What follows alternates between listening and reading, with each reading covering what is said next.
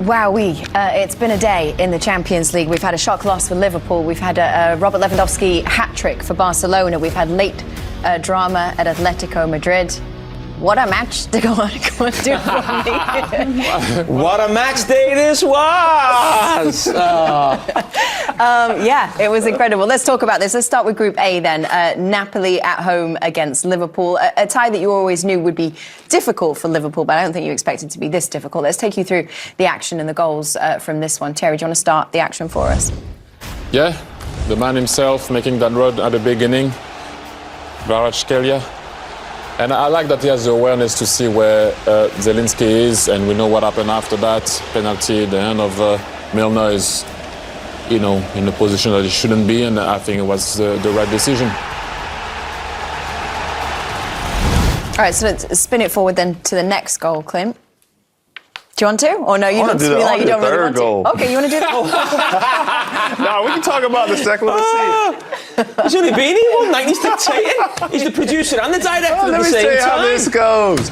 Nah, great pass, great movement off the ball, great finish. Being able to play it near post showed that he was cool, calm, under pressure. But look, it's the movement for me, giving it and getting it back. Great goal. Man, you're a pro. You want to do the third one? No. We're going to have Carragher do it. Yes, OK, the third goal. And this was finally a good night Vienna for Liverpool, I think, on the night. I mean, the defending is shocking. I mean, Trent's walking back. Gomez just had possibly one of the worst half of football he's possibly ever going to have.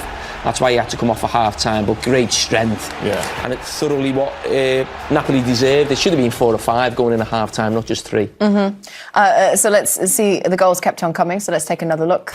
One more. I mean, I can't wait to really analyse this shortly and get up. I mean, to concede the goals Liverpool did in the first half and then 2 minutes into the second half to concede a goal like that, I mean, we're talking about players who won the Champions League and won the Premier League. It's embarrassing. I mean, this is kid stuff. This is a bit of a joke, really, to see players at this level defending like that. Liverpool did pull one back, Thierry. Well, they did the typical way of what usually Luis Diaz does, but it's always something out of nowhere. Like, he had another one where he nearly scored again, but, we know that with him. But it was very poor from Liverpool, the performance. You feel the same too, Clint? Yeah, I mean, going off what James was talking about earlier, there was a team that was known for their intensity, and they were outrun by 2 miles. Mm-hmm. The problem tonight is not that game. Forget this game. For me, the big worry is this almost something that's going to carry on through the season? Is this an end of a cycle?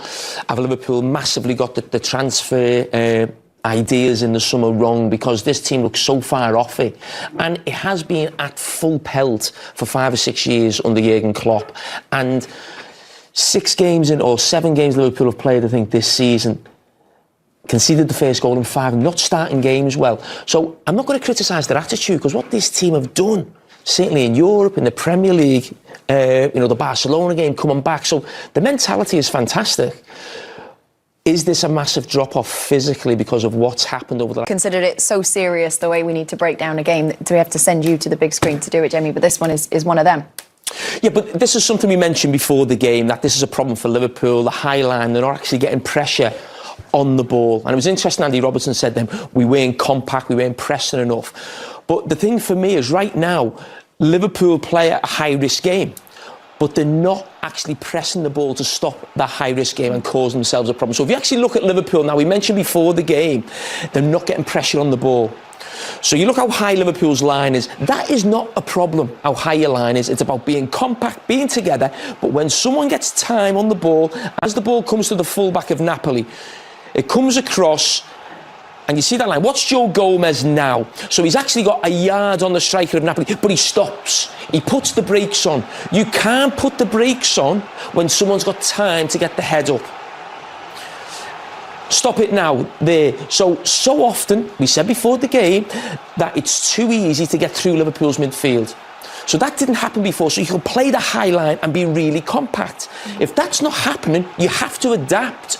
So again, Virgil van Dijk, Gomez put the brakes on, and then the ball goes over the top. Again, a player with time on the ball in midfield. You then chase them back. Don't forget, these two instances, we get the penalty now. One's after 1 minute, that's after 3 minutes. This is unbelievable. Look at the position of Matip. So again, Liverpool's position, that position's wrong. He's not even on the same line as the other players. He needs to be the other side of the attacker. This is 2 minutes into the second half, after we've seen one of the worst first halves defensively under Jurgen Klopp. Watch this. As the ball comes back to the attacker, stop now. There. When that ball comes back and you know a player's going to play a first time, you have to go back. Now, people may criticise me, even Liverpool supporters, because this team is so fantastic. This is what they've done. They've had great success. But all I'm talking about is 5 yards. I'm not talking about the Liverpool team retreating 10, 15, 20 yards back. What I'm saying is, when that ball's there and you know he's going to kick it, you're ready to go. And as he goes to kick it, you go back. If he doesn't kick it, you've only gone 2 yards and then you get back to your line. If he does kick it, you're off. Matip doesn't run, Van Dijk doesn't run, and they get in again. It's embarrassing. It really is. I said before, it's kids' stuff, and this is the big problem with Liverpool right now. They've built their success on intensity on the ball, which means the opposition can't get the head up to butt the ball over. So your team's always tight, always really compact, at times a risk, but you're getting energy on the ball. That energy's not there now.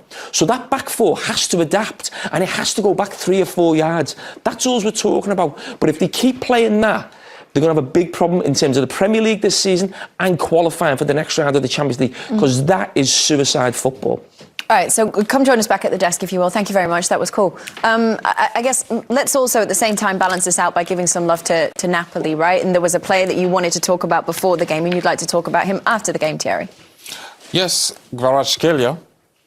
It's been because you know why. No, it's been magnificent. The run, the awareness. I mean, people will tell you, what's so difficult about that? Is some people don't see sometimes what's happening on the field, and his head was always up. He should have had a goal there, obviously cleared by Van Dijk, but the pressure there on Gomez. This is what I'm saying. This guy has that little contagious thing that you like. This is why already the Napoli fans are in love with him. He got that ball back. Obviously now that's the second goal. He's involved on the penalty, right? And we all know what happened now. This is what I like. Okay. I see space, I see grass, okay, let me go in there. What about now? Can I beat you to the spot? Yeah, I beat you to the spot. If you touch me, it's a penalty. But it's awareness, strength, and yes, you can be cocky. When you play like that, you can be cocky. Yes, you can sometimes. He delivered against Liverpool, and like I said, it's contagious. He's been there for, a minute? Obviously, I'm going far with that one. But the Napoli fans love him because he plays with his heart, he has skills, but he brings something different. OK, let's take a look at the group table, how things line up in Group A after those couple of games that we saw today. So one of the games, obviously, that Liverpool-Napoli one, Napoli taking maximum points from that. Ajax also took maximum points from their game against Rangers. 4-0 win for Ajax in that one. So why are you looking at me like that? No, I wanted to ask something to Jamie. No. I mean, it is because that's vital. I mean, I was on the centre back, but if there is no pressure on the ball, which we all know that's what Liverpool likes to do. When the guy is about to hit the ball, you got to drop. I don't care. He's totally right. What I wanted to say is that if you compare Liverpool to Man City, this is why Man City can stay to the top without getting tired. Is because they defend with the ball, they recover with the ball. And Liverpool don't. It's always 100 miles per hour, whether they're on the ball or not. Do you think they are paying that a bit? That's what I'm saying. That's my worry in that. Not tonight's game as such. The worry is the bigger picture of Liverpool. Is this almost a team that's getting old and is running out of legs? And they haven't sort of identified that early enough. And this team might struggle to qualify for the top four and be in the Champions League next season. That's the worry. Now, you talk about can Liverpool continually do it? Well, they can if they get fresher, younger players. The problem is they've got a lot of older players. James Milner's playing in Liverpool's midfield at 36. That's happened about 3 or 4 times this season. That's not a criticism of him. That's a criticism of the club. But the club should not be in a position where James Milner's playing centre midfield for Liverpool at 36. But right now, would you take top 4 finish in the Premier League? Yeah. But then you also talk about people being tired and you having players who are old, but you showed in the clip there, you have a younger player that's walking. Do you think it's more of a desire thing? What do you think is going on in that situation? Well, you're talking about Trent Alexander-Arnold in that position, and that has been something that has not really been noticed this season. The thing with Trent is, I've always said this, that he's